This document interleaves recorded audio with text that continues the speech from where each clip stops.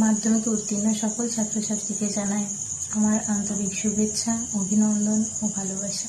তোমাদের সকলের ভবিষ্যৎ উজ্জ্বল হোক, জীবনের সব পরীক্ষায় তোমরা সফলভাবে এইভাবেই উত্তীর্ণ হও। তোমাদের আগামী দিনের জন্য অনেক শুভেচ্ছা, অভিনন্দন ও অনেক শুভকামনা রইল। আমি আজকে যে বিষয়টা নিয়ে আলোচনা করব তোমাদের সঙ্গে, সেটি হলো যারা আর্টস নেবে ঠিক করেছো, মানে যারা অলরেডি ডিসিশন নিয়ে নিয়েছো যে তোমরা আর্টস নিয়ে পড়াশোনা করবে, তাদের উদ্দেশ্যে বলছি কিছু কিছু সাবজেক্ট আছে যেগুলো স্কোরিং খুব বেশি হয়, মানে সেই সাবজেক্টগুলো নিয়ে পড়াশোনা করলে তোমাদের উচ্চ মাধ্যমিকের রেজাল্ট অনেকটা ভালো হবে, তুলনামূলক বাকি সাবজেক্টের থেকে বেশি নাম্বার পাওয়া যায়।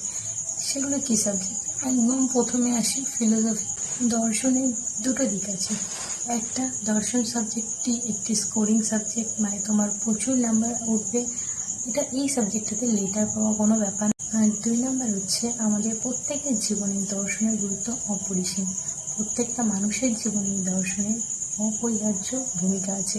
দর্শন না পড়লে আমরা সেগুলি জানতে পারবো না, তার জন্য আমাদের দর্শন পড়া অত্যন্ত জরুরি। তবে হ্যাঁ, সঠিক টিচারের কাছে, কখনোই কোনো ভুল শিক্ষকের কাছে নয়। যার দর্শন ছিল না, যিনি দর্শন সম্বন্ধে দটাও জানে না শিক্ষক, তিনি কি দর্শন পড়াবে তোমাদের? তার তো নিজেই দর্শন পড়া প্রয়োজন। তারপরও আমি দর্শন সাবজেক্ট নিয়ে ডিটেলস একটা ভিডিও তোমাদের দিয়ে দেবো, তোমাদের সাবজেক্ট চুজ করতে অনেক সুবিধা হবে। একটা গুরুত্বপূর্ণ তথ্য তোমাদেরকে জানিয়ে দিই, আমি সহযোগী স্কুলের ফিলোসফি টিচার। আমাদের স্কুলে এতদিন 6টা সাবজেক্ট ছিল, কিন্তু এখন একটা নতুন সাবজেক্ট অ্যাড করা হয়েছে, সেটা হচ্ছে ইভিএস, মানে ল্যাঙ্গুয়েজ।